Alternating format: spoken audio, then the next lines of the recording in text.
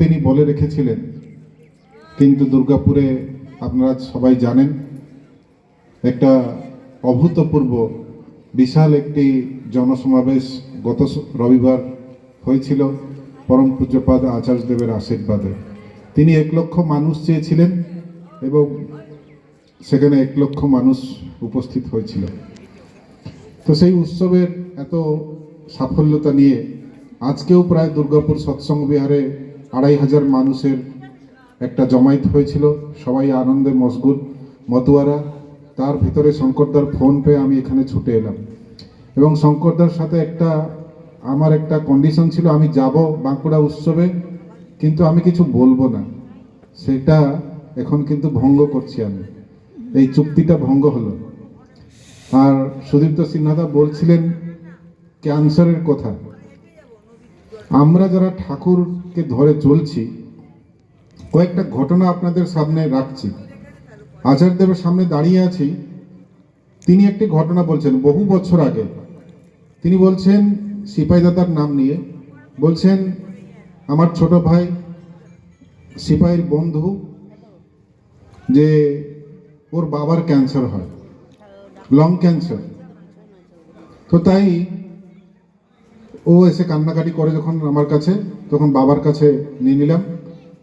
বাবা শিশি বড়দার কাছে ওর বাবাকে নিয়ে গেলেন এবং শিশি বড়দা ওনাকে কিছু ওষুধপত্র দিলেন এবং সেই ওষুধ ত্রিপালি, তার সাথে আর কিছু ওষুধ, সেই ওষুধপত্র খেয়ে তিনি কয়েকদিনের মধ্যে তিনি সুস্থ হয়ে গেলেন। এবং যে ক্যান্সার ওনার ধরা পড়েছিল, দেখা গেল পরবর্তী অবস্থায় সে ক্যান্সার আর নেই। এইটা একটা অদ্ভুত ঘটনা, যে কোনো ডাক্তারকে বললে সে কেউ বিশ্বাস করবে না, কিন্তু এটা ঘটেছে।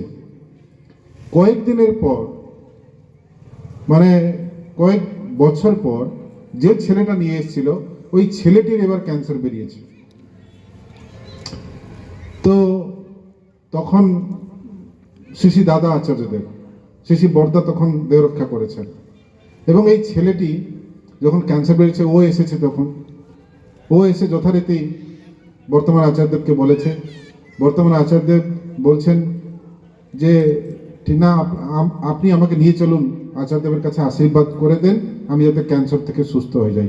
আমার বাবাকে শিশি বড়দা আশীর্বাদ করেছিলেন, আমার বাবা সুস্থ আছে, এখনো বাবা বেঁচে আছে, তো আমাকে যেন আশীর্বাদ করে দেন আমি যেন সুস্থ হয়ে যাই। তখন আচার্যদেব বলছেন, তোর বাবার যে বিশ্বাস শিশি বড়দার উপরে ছিল, তোর সে বিশ্বাস আচার্যদেবের উপর আছে তো? বলছেন অবশ্যই আছে, না হলে আমি কেন বলবো। ঠিক আছে, নিয়ে হলো। আচার্যদেব শিশি দাদা তাকে ওষুধপত্র কিছু দিলেন এবং কিছু কথাও বলেছিলেন। সে চলে গেল। 3 দিন পরে আবার সে ফোন করছে ঝন্টুদাকে, যে ঝন্টুদা, আমি তো ওই ক্যান্সারের জন্য রামদেব বাবার অমুক ওষুধটা খাচ্ছিলাম, যে সেটা তো কন্টিনিউ রেখেছি, সেটা কি খাবো না বন্ধ করে দেবো? তখন আচার্যদেব হাসছেন, বলছেন এই দেখলি, ওর বিশ্বাস বলছিল না, ওর বিশ্বাসটা দেখলি, এই হচ্ছে ওর বিশ্বাস বাবার উপরে। এবং কয়েকদিন পরে ছেলেটি ক্যান্সারে মারা যায়। বাবা তখনও বেঁচে আছে, 2017 সালের ঘটনা। তো বাবা তখন মারা যায়। বলার উদ্দেশ্য হলো যে আমাদের মেডিকেল সায়েন্সের উপরেও কিছু তথ্য আছে, যেটা ঠাকুরের দয়া এবং ঠাকুরের কিছু ওষুধপত্রতে আমরা হয়তো সেগুলো এখনো রিসার্চ করে বের করতে পারিনি। এই ত্রিপালিতে কি কি মানে সুবিধা আছে, কি অসুবিধা আছে, আমরা সেগুলো পুরো রিসার্চ করা হয়নি। কিন্তু তার যে ঔষধীয় গুণ, সেখানেও দেখা যাচ্ছে যে ক্যান্সার থেকেও মানুষ বেরিয়ে যাচ্ছে। হয়তো তারপর আরেকটা ঘটনা বলছি, যে নাগাল্যান্ডের একটি মা, অনলাইন সময় তার সাথে পরিচয় হলো। অনলাইন সময় সে আমাকে একটা ঘটনা বলছে 2010 সালের ঘটনা, হায়দ্রাবাদ মন্দির তখন উদ্বোধন সময়ের ঘটনা। যে সেই মাটি বলছে, হঠাৎ করে আমার বুকে খুব ব্যথা হয়, লোকাল ডাক্তারকে দেখালাম, তারা বলছে যে ব্রেস্ট ক্যান্সার। এবার তো বুঝতেই পারছেন, ব্রেস্ট ক্যান্সার মানে তার মানে আকাশ থেকে পড়লো, এবার তো মরবেই। মেয়েটি বলছে যে আমার বাবা একজন যাজক, কিন্তু ছোটবেলা থেকে কোনোদিন আমি ইষ্টভীতি প্রার্থনা করিনি ঠিক সময়। আমরা অত্যধিক স্নেহ পরবশ হয়ে, বাচ্চা মেয়ে ঘুমিয়ে থাক, আর তাই সে অভ্যাসটা তার থেকেই গেল। তো বিয়ে করেছে, তারপরেও অভ্যাসটা কাটলো না, সকালবেলা উঠে আর প্রার্থনা ইষ্টবিধি ঠিকঠাক কোনোদিনও করেনি। এবার ক্যান্সার ধরা পড়েছে যখন, তখন ঠাকুরের কাছে গিয়ে কান্নাকাটি করছে, ঠাকুর খুব অপরাধ করেছি জীবনে, তোমার কোনো জিনিসটাই আমি ঠিকঠাক পরিপালন করিনি, এবার করব, এইবারে যদি আমাকে গ্রেসটা দাও তাহলে এবার থেকে শুরু করব। এইভাবে করছে। এবার বোর বলছে, না, আমার সাথে এই অন্যায় ঠাকুর করতে পারেন না, তুমি করনি, কিন্তু আমি তো করেছি সারা জীবন, আমি তো ঠাকুরকে ধরে একদম অচ্যুত ইষ্টনিষ্ঠ হয়ে আমি চলছি, আমার সাথে ঠাকুর এত অন্যায় করতে পারেন না, চলো আমরা দেওঘর যাব। ওরা দেওঘর বেরিয়েছে, তখন দেখা গেছে দেওঘরে নেই তো আচার্যদেব, তখন শ্রী দাদা সপরিবার হায়দ্রাবাদে চলে গেছেন, হায়দ্রাবাদ মন্দির উদ্বোধন। অবিন দাদা ছোট বয়স, 10 বছর বাচ্চা। তো তখন আচার্যদেব, বর্তমান আচার্যদেব বসেছেন, মন্দির উদ্বোধন হয়ে গেছে, সবাই লাইন দিয়ে দাঁড়িয়ে আছে, নিজের নিজের যে তাদের যে নিবেদন আবেদন সব চলছে। হঠাৎ করে এই মাটির এবার নিবেদন করতে এসেছে তার দুঃখ, তার যে ব্যাধির ব্যাপারে। যখন ওর লাইনটা এসেছে, তখন যে পাশে দাদা দাঁড়িয়েছিল, বলে এবার সবাই প্রণাম করুন, একসাথে প্রণাম করুন, দাদা উঠে যাবেন, সবাই একসাথে প্রণাম করুন। মাটি তো মানে পুরো কাঁদো কাঁদো অবস্থা, এত দূর নাগাল্যান্ড থেকে এসেছে, ওর নিবেদনটাই করতে পারলো না। বলছে আমি এত পাপী যে আমার নিবেদনটাই তিনি শুনলেন না। এই বলে ঠাকুরের মন্দির উদ্বোধন হয়েছে, সেই বারান্দায় বসে ও কান্নাকাটি করছে, শুধু মানে চোখের জল ছাড়া আর ওর কাছে কোনো আর কিছু নেই। সন্ধ্যা নেমেছে, অবিন দাদা ছোট বয়সে তার সঙ্গী সাথীদের নিয়ে লন টেনিস খেলতে বেরিয়েছেন, ব্যাডমিন্টন খেলছেন যে মন্দিরের প্রাঙ্গণে, এবং সে দেখছেন অবিন দাদা তার মুখটা মুছে দিয়ে, তার চোখের জল মুছে দিয়ে বলছেন, মা এত ভয় কিসের, আমি আছি তো, আমি আপনার সব দূর করে দেবো, দুঃখ দুর্দশা। এরকম দেখছে। কিছুক্ষণ পরে একটি দাদা এসে বলেছেন, মা কি হলো, আপনি এখানে কেন একা বসেছেন? হঠাৎ তোর সম্বিতি যখন ফিরেছে, বলছে আরে অবিন দাদা তো ওখানে লনে খেলছেন, তো আমার এতক্ষণ যে আমি দেখছিলাম তার স্পর্শ পাচ্ছিলাম, ওটা কি আমার কোনো স্বপ্ন ছিল, কোনো ভ্রম ছিল মনে? যাই হোক, সেটা হয়ে গেছে। বলে কি হলো? না, আমি এসেছিলাম দাদাকে একটা নিবেদন করার, সেটা তো আর হলোই না, ফিরে যেতে হবে। এই বলতে দাদার ঘর থেকে অনেকে ডাক এসেছে, বলছে ওই মাটিকে ডেকে নিয়ে আয়। সে মাটিকে ডেকে নেওয়া হয়েছে, বর্তমানে আচার্যদেবের ঘরে ঢুকেছেন। বলছেন কি হলো বা আপনার, বলুন কেন আপনার মনে এত দুঃখ? বলছেন কি বলবো দাদা, এই হচ্ছে ঘটনা যে আমার এখন ব্রেস্ট ক্যান্সার, স্তন্য কর্কট বেরিয়েছে, যে এত উপায় নেই, হয়তো কয়েকদিন বাঁচবো, আর কয়েকদিনের মেহমান, আপনি যদি দয়া করেন। বলছেন কি কি ওষুধ খাচ্ছ? না, ওষুধ অমুক অমুক খাচ্ছি। তাহলে এই ওষুধগুলো সব বন্ধ করে দাও। তাকে আচার্যদেব বলছেন, ডাক্তার প্রেসক্রিপশন করেছে, বলছেন এই ওষুধগুলো বন্ধ করে দাও। অনেক সময় ওষুধের মানে সাইড ইফেক্টেও অনেক কিছু প্রবলেম হতে পারে। আর তুমি একটা কাজ করো, তোমাকে বলছি তুমি চেন্নাইতে অ্যাপোলোতে একটা অ্যাপয়েন্টমেন্ট নাও, ভালো ক্যান্সার স্পেশালিস্ট, ওখানে গিয়ে তুমি একবার দেখা করো। তারপরে উনি অ্যাপয়েন্টমেন্ট নিয়েছেন, 1.5 মাস পরে অ্যাপয়েন্টমেন্ট পেলেন। এবং তারপরে আরেকটা কথা তিনি বলেছেন আচার্যদেব, বলছেন একটা কাজ করো, তুমি যখন অ্যাপয়েন্টমেন্ট পাবে তার আগে কিন্তু আমি একটা কাজ বলবো, করবে? বলে হ্যাঁ করবো। না, তুমি প্রতিদিন সকালবেলা উঠে সূর্যোদয়ের আগে ইষ্টভীতি করবে, প্রতিদিন সকালবেলা সূর্যোদয়ের আগে ইষ্টভীতি করবে, এটা পারবে? বলে হ্যাঁ দাদা পারবো। বাস, এবার চলে গেল বাড়ি, 1.5 মাস পরে অ্যাপয়েন্টমেন্ট, যে প্রতিদিন সকালবেলা যখন সূর্যোদয়ের আগে উঠবে, তখন রীতি দাদা যেগুলো বলেছেন, সকালবেলা আগে ঘুম থেকে উঠে হাত মুখ ধুয়ে আমরা নাম করি, তারপর ইষ্টভীতি করি, তারপরে প্রার্থনা করি। তো সে এবার উঠে যথারীতি নামও করেছে। অভাবে পরিশ্রান্ত মনই ধর্ম বা ব্রহ্ম জিজ্ঞাসা করে, অন্যথা করে না। তো এই এখন শুরু হয়েছে, অভাবে পড়েছে, এবার প্রতিদিন নাম ধ্যান শুরু হলো, প্রতিদিন ইষ্টভীতি প্রার্থনার আগেই হলো। তারপরে এর মধ্যে প্রতিদিন ওকে ইঞ্জেকশন দিতে হতো, বুকের এত যন্ত্রণা হতো, এবং ইঞ্জেকশনের যে নেওয়ার ফ্রিকোয়েন্সিটা এবার কমেছে ধীরে ধীরে। মাটি চেন্নাই চলে গেছে, চেন্নাইতে নানান পরীক্ষা, হেন কোনো পরীক্ষা নেই হয়নি, এমআরআই, ম্যামোগ্রাফি, ব্লাড টেস্ট, সব কিছু পরীক্ষা হয়েছে, প্রায় দিন 7 ধরে পরীক্ষা হয়েছে। পরীক্ষা হওয়ার পর সব রিপোর্ট ডাক্তারবাবুর কাছে নিয়ে যাওয়া হয়েছে। ডাক্তারবাবু রিপোর্ট দেখছেন, আর ও চোখের দিকে তাকাচ্ছেন, মুখের দিকে তাকাচ্ছেন। কি হলো, আপনারা এখানে কেন এসেছেন?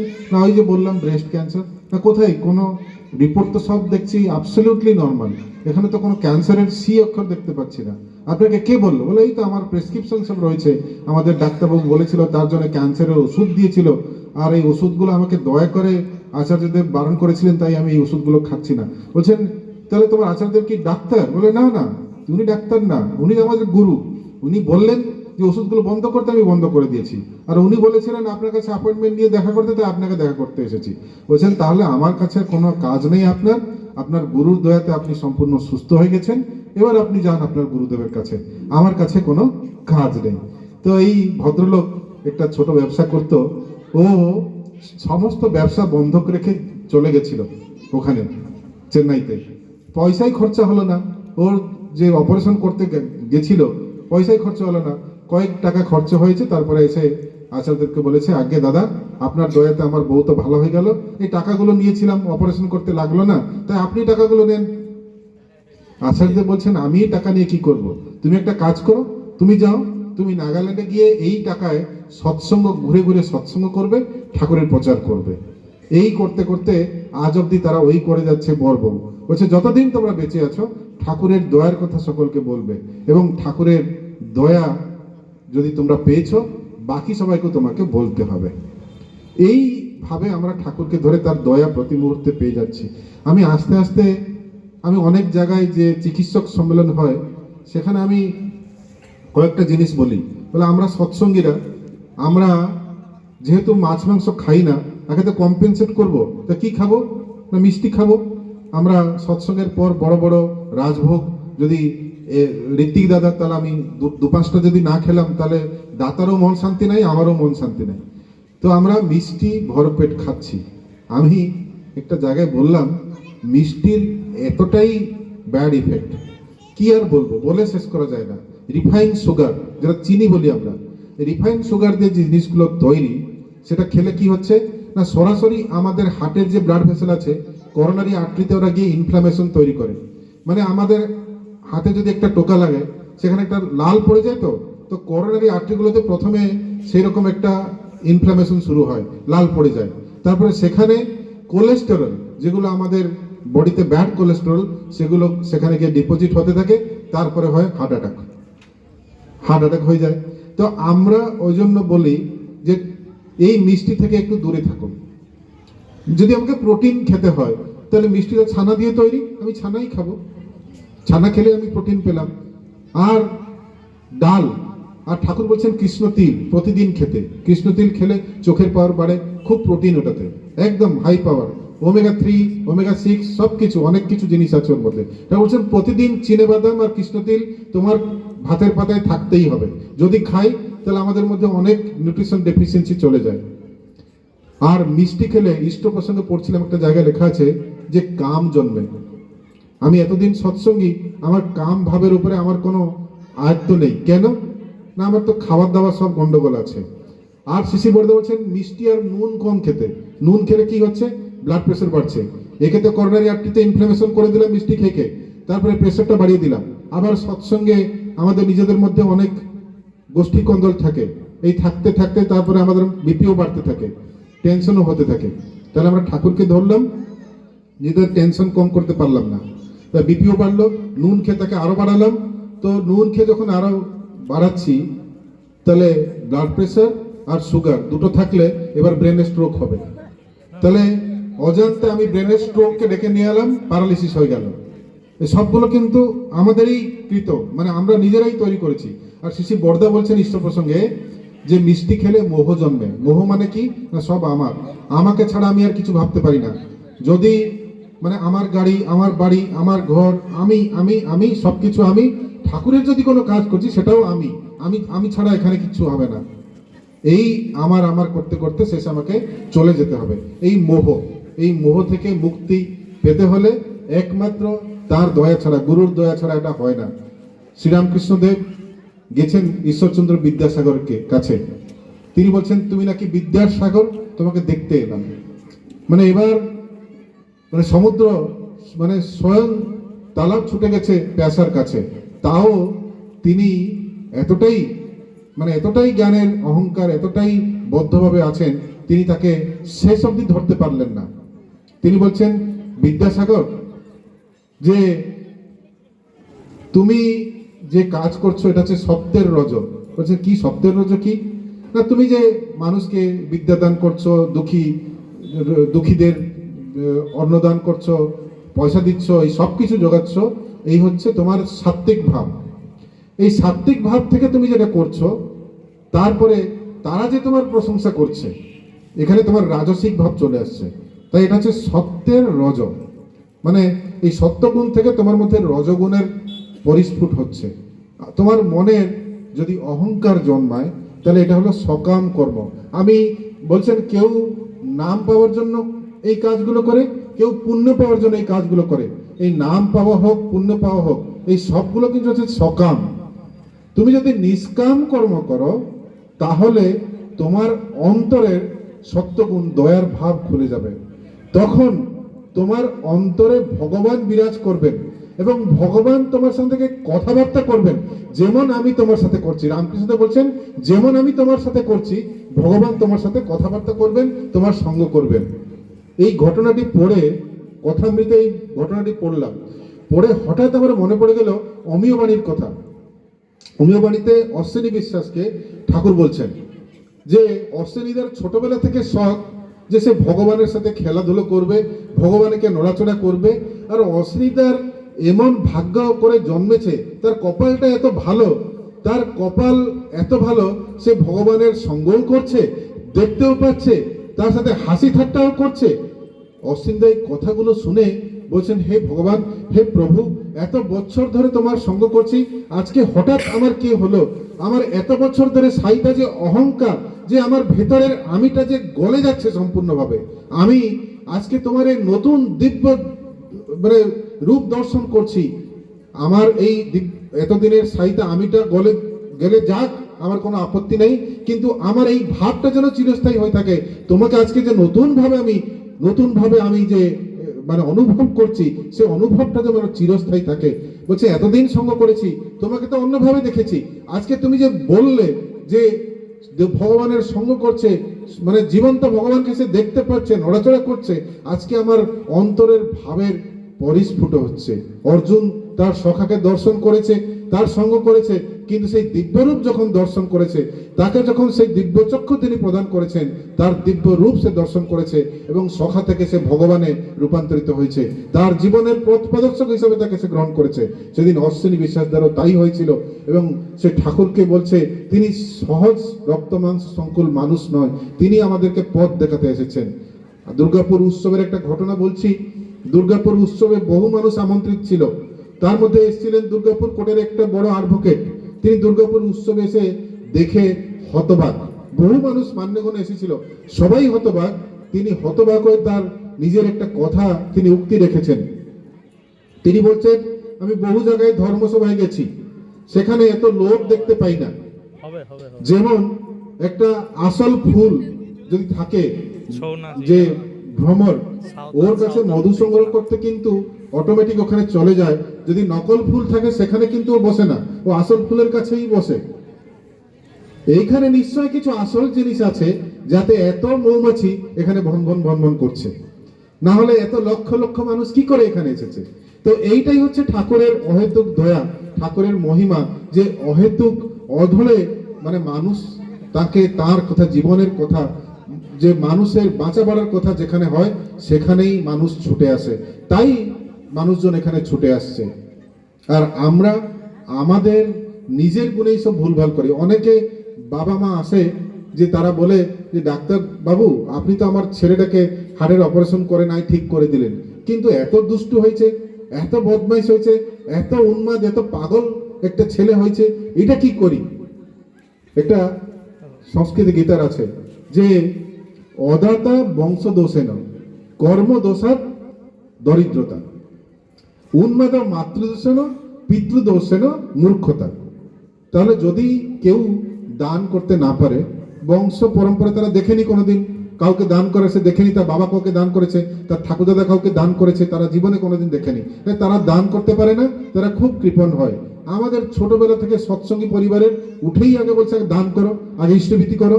এই ইষ্টভীতি করতে গিয়ে সৎসঙ্গী পরিবার কিন্তু ছেলেগুলোকে দান অটোমেটিক শিখিয়ে দিল। এবং যদি কোনো উৎসবাদী হলো, তাকে দিয়ে বলছে যা উৎসবর্ঘ দিতে হবে, এই অর্ঘটা নিয়ে গিয়ে যা শঙ্কর থেকে দিয়ে আয়। উৎসবর্ঘ তিনি এসছেন, দাদা ঋত্বিক দাদারা এসছেন, যে দিয়ে আয়। তাহলে তাকে উৎসবের অর্ঘ দিয়ে তাকে দান শেখালো। আমাদের সৎসঙ্গী পরিবারের দানটা আমরা প্রথম থেকে অজান্তে শিখিয়ে দিলাম। বলছেন কর্মদোষে না দরিদ্রতা, আমাদের কর্ম আমরা সুকর্ম করি না, আমাদের দুষ্কর্ম করি, সবগুলো ভুলভাল কাজ করি, তাই আমরা দরিদ্র হয়ে থাকি। যদি আমি কোনো সুকর্ম করি তাহলে কিন্তু আমার দরিদ্রতা হবে না। আমার কাছে টাকা কড়ি যদি না থাকে, আমি যদি অসুবিধায় কোথাও পড়ে থাকি, সেখানে লোকজন এসে আমাকে সাহায্য করার জন্য তারা দাঁড়িয়ে যাবে। শ্রী দাদা অবিন দাদা যখন জন্মেছেন 2000 সালে, বলছেন ওই সাউথে গেছেন, হঠাৎ করে যে অনেকগুলো নাগা সন্ন্যাসী, প্রায় 200-250 নাগা সন্ন্যাসী, তারা সন্ধ্যা আহ্নিক করে ফিরছে এবং সন্ধ্যার সময় তিনি দাঁড়িয়ে গেছেন যে অবিন দাদা হয়তো কোনো দুধ খাওয়ার ব্যাপার ছিল বা কিছু, বলছেন বৌমা তুমি ওকে খাও, আমরা সবাই গাড়ি বাইরে দাঁড়িয়ে আছি। তিনি বৌদি গাড়িতে বসে আছেন আর দাদা দাঁড়িয়ে আছেন বাইরে। শ্রী দাদা দাঁড়িয়ে আছেন, দেখা গেল প্রায় 200 নাগা সন্ন্যাসী তাকে এসে মানে লাইন দিয়ে দিয়ে প্রণাম করে সবাই চলে গেল। শ্রী দাদা প্রথমবার সেখানে যাচ্ছেন, না তাকে কেউ চেনে না কিছু করে, তার ব্যক্তিত্ব, তার যে দিব্যকান্তি যে চেহারা, তার সমস্ত তার মানে তার সেই যে আভা, সেই সন্ন্যাসীগুলোকে আকৃষ্ট করেছে এবং তারা হয়তো এতদিনের তার যে সাধনার যে যাকে খোঁজ করছিল তাকে পেয়ে গেছে সামনে, হয়তো তাদেরকে দর্শন দেওয়ার জন্য, তাদেরকে ধন্য করার জন্য তিনি সেদিকে গাড়িটা ঘুরিয়েছিলেন এবং সেখানে দাঁড়িয়েও গেছেন এবং সেখানে তার প্রণাম স্বীকার করেছেন। তারপরে তিনি গাড়িতে এসে বসেছেন এবং তারা একে একে বেরিয়ে গেছে, কোনো কথা নেই, কোনো কিছু নেই। রামকৃষ্ণদেব বলছেন যে ঘিটা মায়েরা যখন ঘি বানায় তখন কাঁচা ঘি কলকলানি খুব, যখন পেকে যায় তখন কোনো শব্দ নেই, এবং ভ্রমর যতক্ষণ না ফুলে বসে মধু পান করছে ততক্ষণ ভন ভন করে, যখন সে ফুলে বসে যায় তখন আর কোনো শব্দ বেরোয় না। আর আমাদের মাইকে যারা যত কথা বলে, মানে বুঝবেন পাকা হয়নি কিন্তু, মানে এখনো কলকলানি, মাইকের একটা বলার একটা আবেগ ভেতর থেকে চলেই আসে, কলকলানি ভাব একটা ভেতরে থেকেই যায়। তো সেটা হচ্ছে কাঁচা, পাকা হয়ে গেলে আর কোনো কথা বেরোয় না, যখন যত ডুববে তত বেমালুম। তো এইভাবে হলো। তারপরে হচ্ছে যে উন্মাদ মাতৃদর্শন, যদি পাগল ছেলে আমার যদি হয়, দোষ কার? মায়ের। মা যদি সেরকম মনোবৃত্তানুসারী স্ত্রী না হতে পারলো, তাহলে ছেলের তো উন্মাদ হবেই, পাগল হবে, জেদ হবে, বদরাগী হবে, সমস্ত কিছু হবে। আর কি যে মূর্খামি হচ্ছে পিতৃদোষেন। ঠাকুর বলছেন আরাধ্য দেবে পিতাকে তুমি নিত্য করো নমস্কার, জ্ঞান দাতা তিনিই যেন, শিব রূপতে তিনি তোমার, তিনিই তোমার শিব, তিনিই জ্ঞানদাতা, তাকে তুমি সেইভাবে ভক্তি করো, তাহলে কিন্তু তুমি জ্ঞান অর্জন করবে। তাহলে আমার যদি সেরকম ইষ্টপ্রাণতা না থাকে, আমি যদি সেইভাবে ঠাকুরের সম্বন্ধে যদি আমার সেরকম যে আমার সদ্গুরুর প্রতি আমি সেরকম ভাব মুখর হয়ে না থাকি, আমার যদি সেরকম অচ্যুত ইষ্টনিষ্ঠ না থাকে, আমার ভিতরে সেই যদি মানে কৃতিসম্বেগ না থাকে, তাহলে আমার ছেলেকে আমি মানে আমাকে যে জ্ঞানী পণ্ডিত হতে হবে আমার ছেলেকে জ্ঞানী করতে, সেটা নয়, কিন্তু আমার চরিত্রই আমার ছেলেকে জ্ঞানী করে তুলবে। আমার বাবা কোনো পড়াশোনা করেননি, তিনি কিন্তু ছোটবেলা থেকে আমাকে শিখিয়েছেন যে ঠাকুর দেবতা পুজো করতে হয়। তিনি হয়তো অনেক পরে দীক্ষা নিয়েছেন, কিন্তু ছোটবেলা থেকে সকাল সন্ধ্যা আমাকে প্রার্থনা করাতেন, তিনি যে প্রার্থনা জানেন সেই প্রার্থনা করাতেন, ঠাকুরের কথা বলতেন, যে ছোটবেলা থেকে একটা ভক্তি ভাব মাথার মধ্যে তিনি বপন করেই রেখেছিলেন, মাটিটা কর্ষণ করাই ছিল। যে মুহূর্তে ঠাকুরের সৎনাম ঢুকলো, সেই মুহূর্তে আমার মনে হলো যে আমাকে আরো একটু উঁচুতে উঠতে হবে। আমি তারপরে চেষ্টা করেছি, ক্ষুধা আমার ভেতরে জেগেছে যে ঠাকুর কে জানতে হবে, কি করে করব। তাই দেওঘরে গেলাম, আচার্যদেব শ্রী আচার্যদেব বললেন যে তখন বাবার সঙ্গ করতে, শ্রী দাদার সঙ্গ করতে বলেছিলেন, সঙ্গ করলে সংঘাত সঞ্জায়তে শ্রদ্ধা, তারপরে তারপরে শ্রদ্ধা আসবে, বিশ্বাস আসবে, তারপরে সমর্পণ ভাব আসবে, তারপরে গিয়ে আমরা সবাইকে ভালোবাসতে পারবো, তাকে ভালোবাসতে পারবো। চেষ্টা মাত্র করা হচ্ছে তার কথা এতটুকু মেনে চলা, যদি মেনে চলি তাহলে জীবনের সার্থকতা। এর ছাড়া নান্য পন্থা বিদ্যুতে অয়নায়, none can go to the father but through me. তাহলে তিনি এসেছেন, তার হাত ধরে আমাকে তাকেই পেতে হবে, তিনি গন্তব্য, আবার তিনিই পথ, তিনিই সবকিছু। আমরা মহাভাগ্যবান, তাকে জীবনে পেয়ে গেছি। আজকে এখানে খুব সুন্দর সবকিছু চলছে, কিন্তু আরো আরো ভাবে আমাদেরকে বাড়তে হবে। তিনি মানুষ চেয়েছেন, মানুষের কাঙ্গাল আমাদের গুরুদেব শ্রী শ্রী ঠাকুর। আজকে আচার্যদেবও সেই চান যে কত মানুষের কাছে পৌঁছেছি, এখানে কত এসেছি সেটা ইম্পর্টেন্ট নয়, আমরা দীক্ষা নিয়েছি কি নয় সেটা ইম্পর্টেন্ট নয়, আমরা অন্ততপক্ষে প্রত্যেকটি লোকের কাছে আমাদের গুরুদেবের আসার বার্তা পৌঁছেছি এবং তাদেরকে সাদরে নিমন্ত্রণ করেছি, সজলে নিমন্ত্রণ করেছি, যাতে তারা উৎসবে আসে, উৎসবে আসার দায় বোধ করে যে হ্যাঁ তাই বলছেন ভালোবাসার দায় না ফেললে কি ভালোবাসা যায়? কাউকে ভালোবাসা যায় না, ভালোবাসার দায় সৃষ্টি করতে হবে। মানুষ আপনাকে দেখে যেন তাকে বোধ করার। আচার্যদেব আমরা যখন গেছিলাম নিবেদন করতে, তিনি বললেন মানুষ ঠাকুরকে চেনে না, মানুষ তোমাকে চেনে, তোমাকে, তোমার ব্যক্তিত্ব যত মানে গরিয়ান হবে, যত তুমি ঠাকুর ঠাকুর করে তোমার মানে ঠাকুরময় হয়ে উঠবে, ততই মানুষ তোমাকে দেখে তোমার ঠাকুর সম্বন্ধে তারা আকৃষ্ট হবে। আমাদের মিশন হাসপাতালের চেয়ারম্যান ডক্টর সত্যজিৎ বোস, একটা ঘটনা বলবো তারপরে শেষ করব। 2015 সালে সব ডাক্তার ছেড়ে চলে গেছে মিশন হাসপাতাল থেকে। এবার এই ঘটনা তিনি এবার আমাদের উৎসবে এসে বলছিলেন, তাই আমি আবার বলতে পারছি। তিনি বলছেন যে আমি যখন আমাকে বলেন একদিন সন্ধ্যার সময়, কি করব, সব ডাক্তার ছেড়ে চলে গেল, এবার কি করি, চল তুই তো বাবাইদা বলিস, চল একটু দাদার কাছে নিয়ে চল। আমরা পরের দিন সকালবেলা ভোরবেলা বেরিয়েছি 5টার সময়, 8টার সময় গিয়ে পৌঁছেছি, ফেব্রুয়ারি মাস।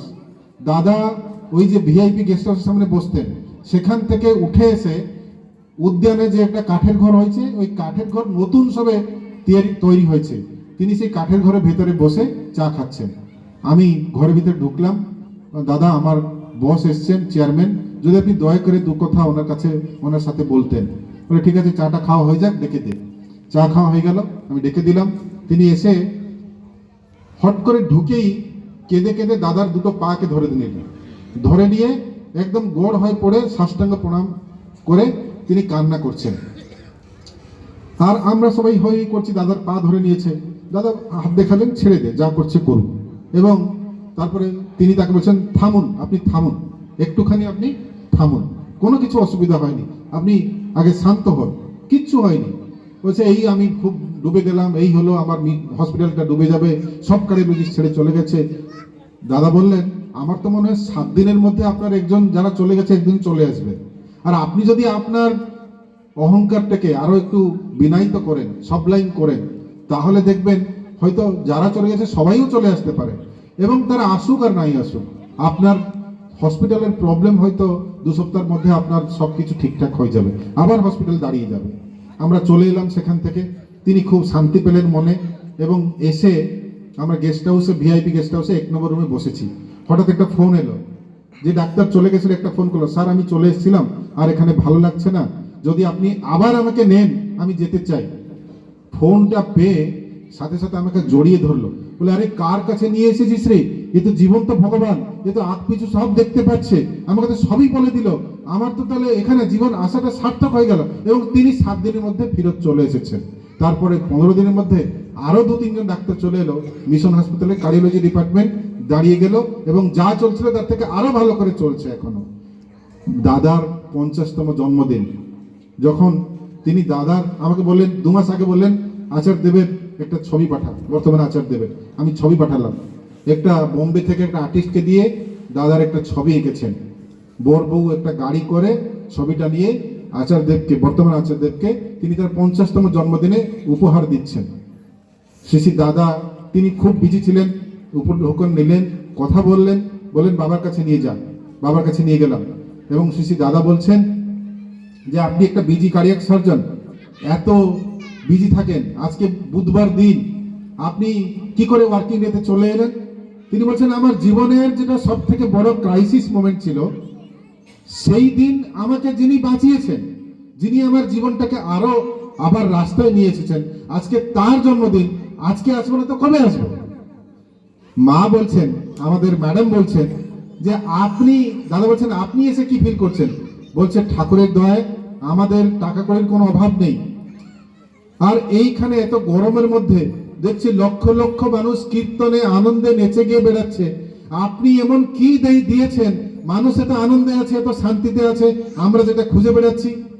তখন শ্রী দাদা বলছেন ঠিক বলেছেন মা, আমার কাছে এলে আমি পয়সা কড়ি হয়তো দিতে পারি না, কিন্তু মানুষকে আনন্দ দিতে পারি, মানুষকে শান্তি দিতে পারি। আমার ঠাকুর আমাকে তাই দিয়েছেন, তাই আমি লোককে তাই দিই। এটাই শ্রী দাদার সেদিন ছিল মন্তব্য। আমরা যার খোঁজ করছি বাইরে, সে আর কোথাও পাবো না, সে এইখানেই আছে, আমার ঘরেই আছে, আমার গুরুদেবের চরণে আছে, তার জীবন্ত প্রতিভু আচার্যদেবের চরণে আছে। আজকে আপনাদের সকলের মঙ্গল প্রার্থনা করি। আমার বক্তব্য এখানে সাঙ্গ করছি। জয় গুরু।